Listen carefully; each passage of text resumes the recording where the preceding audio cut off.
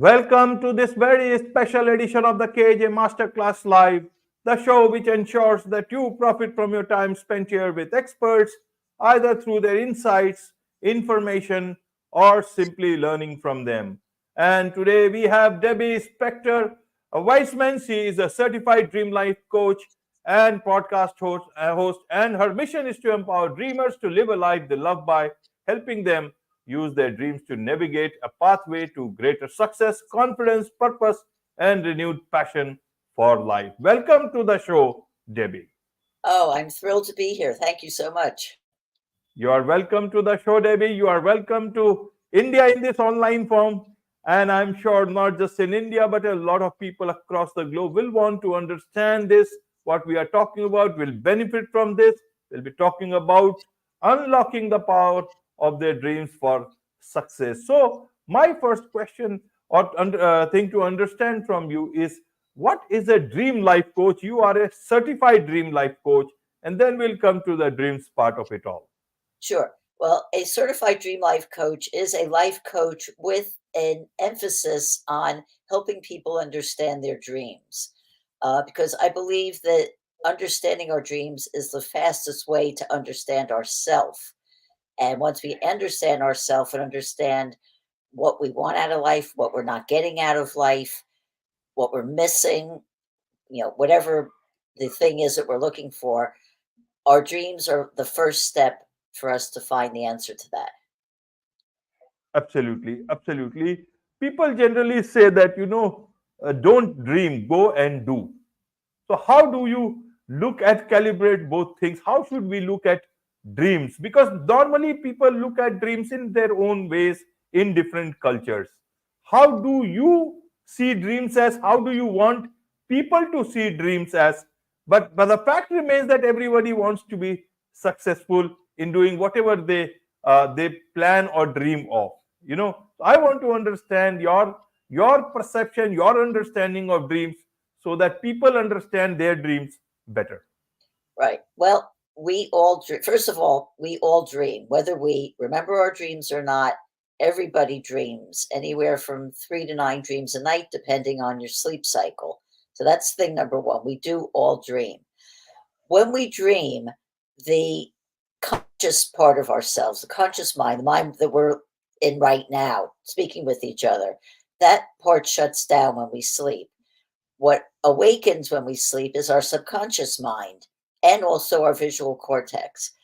When this happens, we are able to have these images, events, whatever happens during our dreams that we have when we sleep. When we realize that these dreams have meaning and we can use these dreams to help ourselves in our conscious life, that's when the magic happens. I mean, think of it this way. We spend about a third of our life sleeping. Aren't you curious to know what happens during that third of our life?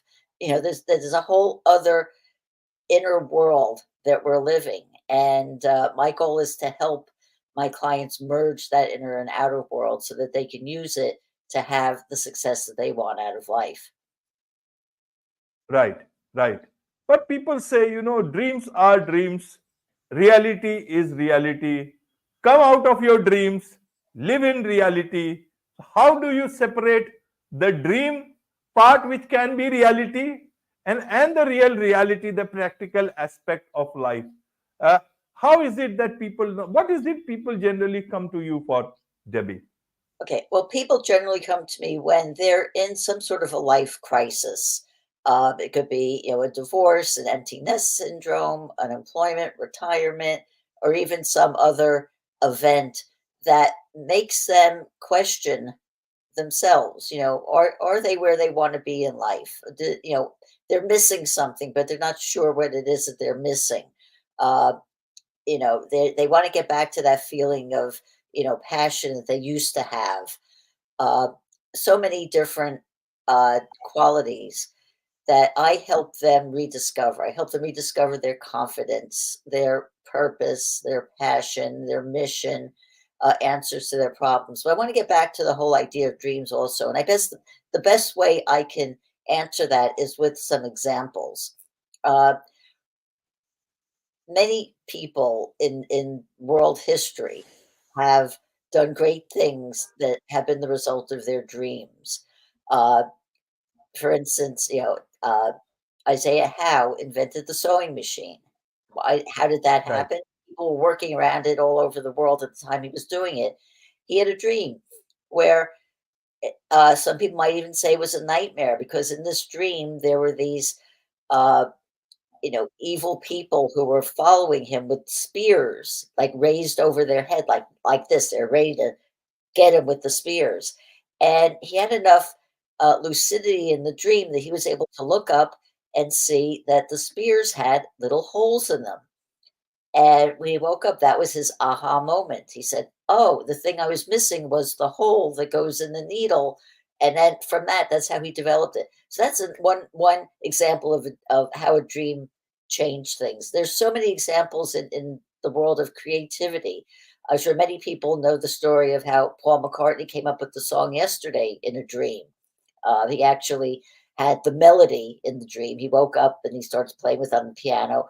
The words were totally different. The words came later, but he was inspired by the dream. So many things happen. And in my case, I like to say that the dream that changed my life is the reason why I'm talking with you right now. Absolutely, absolutely. I want to understand, Debbie. Then, if all dreams are dreams, why have we devised this word called nightmare? You talk about nightmare being the best thing that could happen to one of us, any one of us. Right. Well, this goes back to that whole idea that dreams are important. Most people don't think dreams are important, which is why they don't remember them. And even though they do dream, like I said, we all dream, most people don't remember their dreams. My theory is that because we all dream all the time, we may have issues going on in our life, and we may have had dreams that may have helped us deal with those issues. Because we didn't remember them, they they just went away. They're just non-existent. So my belief is that a nightmare is our subconscious's way of saying, "You haven't been listening to all these nice dreams I've been giving you for advice, so I'm going to scare you. And because I'm going to scare Okay. you, that's how you're going to remember the dream." And so what happens with most people is they'll have the nightmare, it'll scare them, it'll make them feel awful, and then they go through the day feeling awful because they had this terrible nightmare. If you believe that the nightmare has a message for you, and I believe that all nightmares do have messages for you, the message could be a life affirming, a life changing, a life enhancing message. So, my plea to everybody who has a nightmare, please pay attention to it and write it down. And I say that for all dreams, write them down, because dreams are ephemeral. And if you don't write it down, even if when you wake up, oh, what a dream, it was wonderful. If then you go back to sleep, when you wake up again the next morning, you're going to forget about it. So write it down, write down that nightmare, look at it. I have a way when I deal with people, even explaining it now. There's a method on how you can use a nightmare to help yourself. The first thing is believe it's important. Second, write it down. Third, examine everything about the nightmare. Now we're speaking English, but in all the world, people speak their own languages. Dreams don't come in the language we speak in, they come in the language of symbols. So we have to examine each different aspect of the nightmare and say, well, if we're looking at it as a symbol, what is that symbol? What does it mean? What does it mean to me? And go through them, make a list and say, well, this one could mean this one could mean this. How is it relating to what's going on in your life? And usually you'll have that nightmare because there is something going on in your life that you're having some kind of concern or upset with, and see if you can make those connections and go through one at a time and see it. And it may not happen the second you look at it. You may have to think about it. It may take a day to look at it again. But if you work on it, you can get that answer. There's another thing you could do with nightmares. You can do a process called recrafting. Recrafting is basically changing the narrative of the nightmare in your conscious mind. You know, let's say, you have a nightmare that, you're you're being chased by a herd of elephants. You can change that nightmare in your waking life you to whatever it is that you will find of service to you. It may be as simple as saying, "Oh, the elephants crashed into me, but they were really just plastic elephants and they fell apart and it didn't mean anything." Or another way to deal with a nightmare, is, especially a chasing nightmare where something is chasing you, turn around and look at it. And you could ask it a question. You could say, "Why are you chasing me?" And you'd be surprised. You would think, "Oh, I'm not going to get an answer. That's, how can I get an answer like that?" Your mind will come up with an answer that's going to give you the answer. Why is that thing chasing you? And that will then give you the clue to the dream. So when you work on something like that, even a dream that's scary or that you think is scary, it will can give you some wisdom that you would not have gotten any other way. Okay, because nightmares are a way of, God saying, listen, you did not understand the dreams. Now, this way, perhaps you will understand it. Why the world is divided into almost like two segments. People normally talk about, chase your dreams, dream big, but at the same time, they say, do not dream too much. It's all daydreaming. It will not happen. How do you tell the our yourself ourselves that dreaming is good, especially to someone just growing up in at this stage, and you tell them how to calibrate both the things, dreaming in the real sense, to understand their achieving their dreams, as well as look at life practically also. Well, I first of all, I disagree with the idea that you should not dream big. I think you should dream big.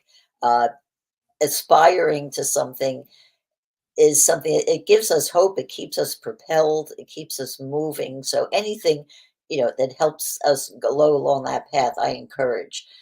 Uh, yes, you are asked, but there's the nighttime dream and there's the daytime dream.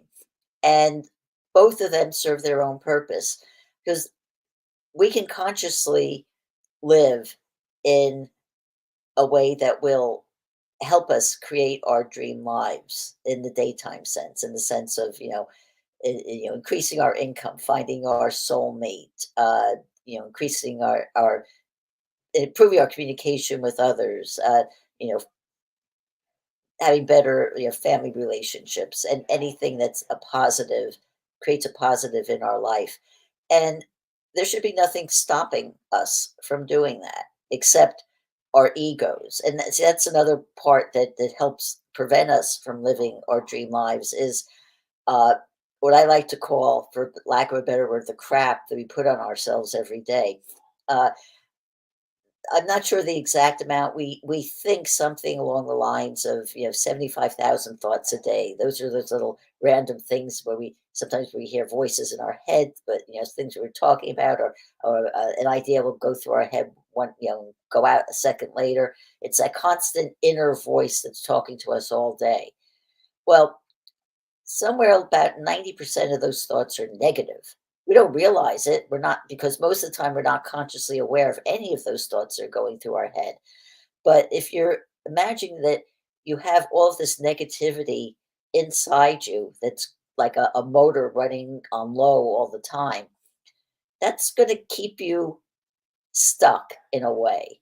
It's going to keep you from thinking you can do it. It's going to put up all of those, self-limiting beliefs like I'm not good enough, I'm not smart enough, I'm not strong enough. Whatever the not enough is, that's keeping you down in your daily life. So living or understanding our nighttime dreams help us, for one, understand what those limitations are, because that can help us. We may not realize that we're living our life thinking that I'm not good enough, because that's deep in our subconscious. We don't realize that we're thinking that. Maybe once in a while, some event will have us say, "Oh, I'm not good enough." But if we're living like that all the time, that's going to keep us from preventing our goals. Even if we make lists and make plans and say, "Today I'm going to do this, and today I'm going to do that, and today I'm going to do that," and that's going to help us get to our goal. How many times do you make those lists and then something comes up and it throws you off your track? Well, that's that self-limiting belief getting in the way and saying, "You don't deserve this." You don't believe that you deserve this, so you're going to do something to throw yourself off the track. Well, when you have a dream that helps you uncover that you have that belief, now that you know that you have that belief, you can work on it in your conscious mind. And there are many techniques you can go through to help you understand and eliminate that particular belief so you don't have it anymore. Once you get rid of those beliefs, then all those lists that you make about how to get to the plan that you want, you will follow that plan and you will keep on it because you know deep in your subconscious, I am good enough. I can do this. I deserve to have this. All of those things that had been holding you back are now gone. And that's how you live your daytime dream life. That's how you make your dream life come true. But one more thing I want to say about dreams in the daytime, i.e., daydreams. Daydreams are equally as powerful as nighttime dreams. And there's no better example than this from as Thomas Edison. He was known for taking these little, naps during the day. And that's where he got his inspiration for most of his inventions because he was able to get into that quiet state, to get into that brainwave state where your subconscious is wide awake. You are free of all those limitations that you have in your conscious mind. And that's when that creativity blooms and those ideas that you would never think you could think of in your conscious mind come forth. And that's how so many people come up with ideas for books, for movies, for uh, artwork, any kind of creativity in the creative sense, but also creativity in the business sense, like a new business model or an idea for a new business or an idea to make your business happen. All of these kinds of ideas can get sparked when you're in that creative space, and your dreams help you get there. Absolutely, absolutely. Even Archimedes, he also got that whole idea about the displacement theory when he was ready to take a bath in that tub of water, and suddenly he thought about that the water displacement and all. When you are into that particular zone, maybe you reach that same zone during your dreams. But help us understand, Devi, why do some people dream a lot, some people less, and some people either no dreams or very, very rarely? Okay, well, like I said, everybody dreams, and uh, depending on your sleep cycle, because we have a sleep cycle, we go through a series of dreams, and most people dream during their REM cycle, which is one of the stages of sleep. There are studies, and this is one thing in the study of sleep and the study of dream work has grown exponentially in like the past 20 years, and things that we thought were facts 20, 30 years ago aren't. We used to believe that we only dreamt in the REM cycle. And there are studies that show no, uh, a lot of dreams happen in that state where we're first falling asleep at night and also when we wake up in the morning. There are even some studies that are showing that some people even dream in deep sleep. And it was thought that you never dream in deep sleep. So we dream all the time. Everyone does. Now, why don't people remember this or know this? Because they don't believe dreams are important. And some there have been societies all over the world. I mean, we've dreamt as humans. We have been aware of our dreams, for as long as we've been, communicating with ourselves. And uh, there have been societies all over the world that have made dreaming the central focus of their society. Here in America, the Iroquois Indians were known for being a dreaming society. They would have circles in the mornings where they would all gather around, discuss their dreams, and they use this to plan their days. They use it to plan their planting cycles. They would use it to decide whether they're going to have a treaty or a war with their neighboring tribes. They would use it to help settle disputes between themselves or whatever was going on. But their society was based on that. There have been societies all over the world that have done the same thing. Uh, Over the years, there are many reasons why dreams fell out of favor. You know, in the Middle Ages, the churches thought dreams were evil, and so didn't encourage people to remember their dreams at all. Uh, Previous to that, back in the you know when the Greeks had their great societies, they had temples built for dreaming, and they would have people who would go into the temples. They would dream, and then their priests would then help them interpret the dream, and that was one of the ways they ran their society. So we've had different parts of our history where dreams have been a central force. We still learn so much about dreams, and people like me, people who've done dream research, have seen all of the ways how dreams are important and how they help us. Right, right. Even in India, many kings have built big places, big temples in India. Many people have. We have heard many stories like that, and some temples are very famous. That's the way people used to look at dreams. Some of the instances that I can remember here. For I want to understand, Debbie. Then in terms of, you talk about that the interest in dreams rose much during the pandemic. Why is it so? Is it because people had time, or is it they had more dreams during the pandemic and less during those hectic days? Well, I think it mostly had to do with people having more time and people not using their alarm clocks like they were. If they didn't have to get up and go to an office or go to commute, they didn't need an alarm clock. And so many times, you might be having a dream and the alarm clock goes off and that dream goes away.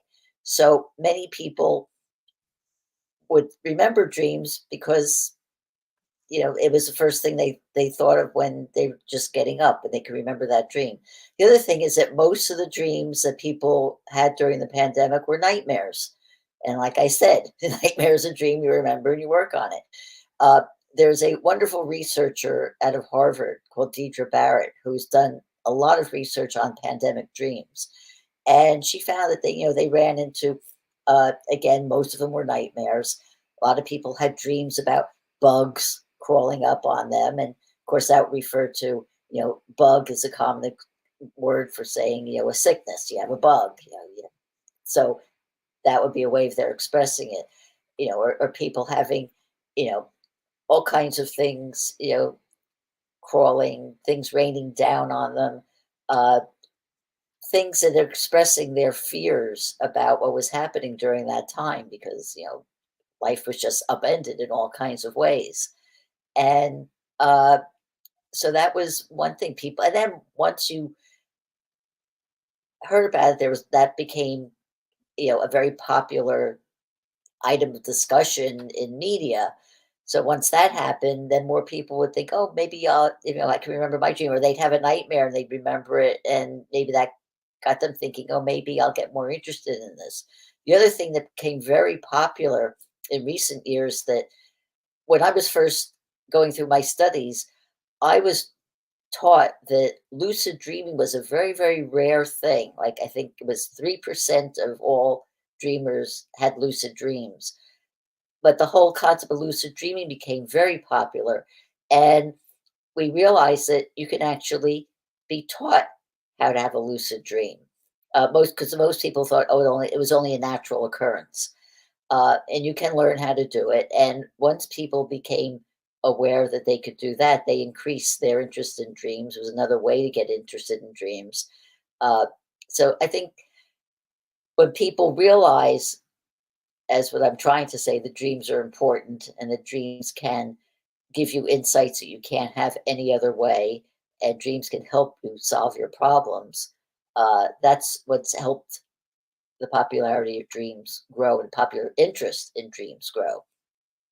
Right. I will say though, one caveat. I don't mean to say that, oh, you have a dream and you understand everything and life is perfect and it's wonderful. It's hard to remember a dream. If you're not in the practice of remembering a dream, it's hard because it takes practice. I like to say that remembering a dream is like going to the gym. You don't go to the gym and do one push up and say you're in shape.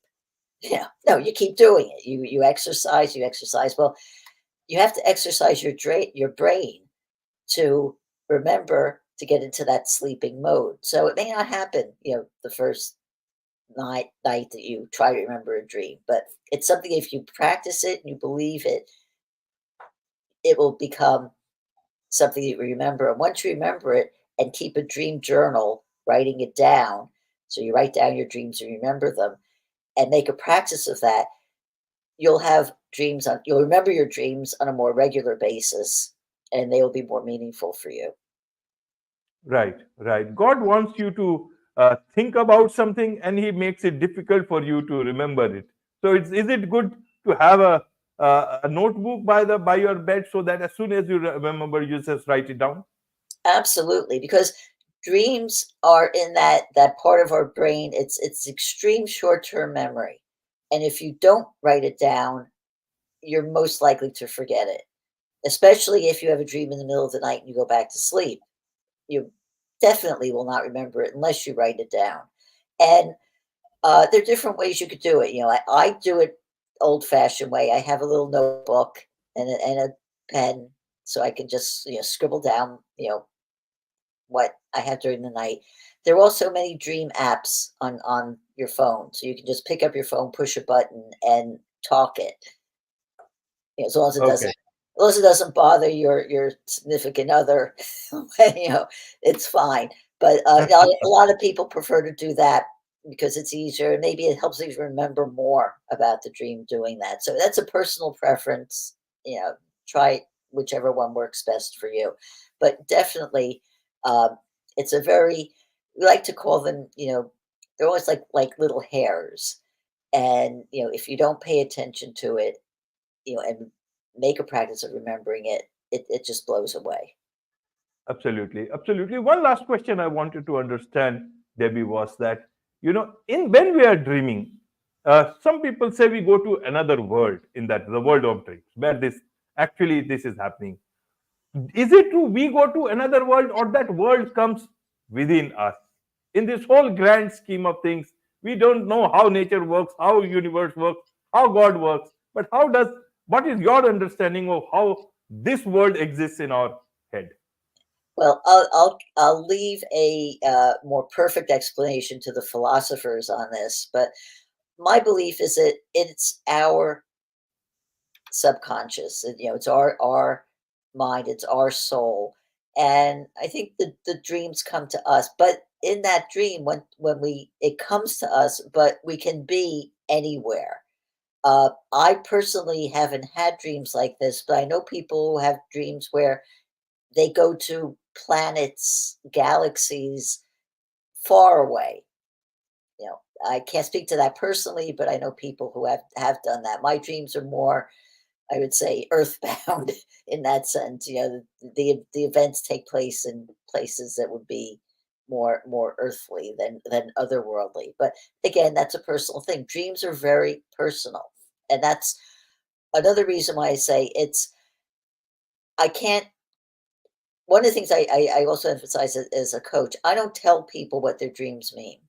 I help them understand what it means by asking them questions about the dreams, going into in depth until they can come to that conclusion of what it can mean to them. I can help them. I can help maybe give them some hints, uh, but I don't tell them what it means because a dream is very individual. I can have a dream about something. You could have the same exact dream with the same facts in it, but it will have a totally different meaning because of your circumstances, my circumstances, everything about it. So, Right, right, Debbie. Talking of coaching, I want to understand your one-to-one coaching that you offer. Tell us a bit more about that, so that there is much to understand about dreams, about your nightmares, how it can change your life. So this, a lot of people may want to connect with you regarding learning more, and also to make use of your one-to-one coaching. Sure. And like I said, the thing I love about the one to one is because I work with dreams and dreams are so individual, uh, so many different ways, to look at it. But when somebody comes to me, first of all, I offer a complimentary evaluation where we look at, first of all, can I help you? Because I am a coach, and I say that I make the distinction between a coach and a therapist. If you have a deep psychological issue going on, you need a therapist. I'm not the person.